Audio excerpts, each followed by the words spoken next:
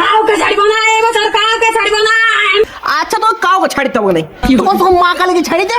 তারপর তো গোটা গায়ের লোককে ধরিলে যা তুই কুকুর মতন জিভ কাড়ি আছিস, দেখে বুঝতে পারছি যে তোর লোক দেখলে মুখ থেকে লাল পড়ে।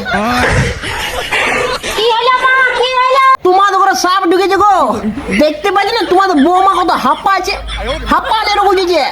শান্ত হও মা, শান্ত হও, শান্ত হও। না না, উয়া শান্ত হবে কি নাই, উয়ার মাথায় উঠে গেছে। আমি শান্ত হব না। এবার শান্ত করার জন্য তোমরা লোক নিয়ে আসো, তবে যেন শান্ত হবে। আমি পুরা রাগান যাচ্ছি।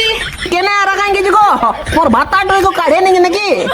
তোমরা সবাই আমাকে কালী পূজা দিছ, তারপর আর কেউ কোনো পাঠা দিছ না। ও তুমি পাঠা খাবে? বাপ্পার গেলে কোনদিন পোল্ট্রি মাংস খাইছো? সোয়াবিন বড়ি খাই জীবন গেল, আর তুমি পাঠা খাবে?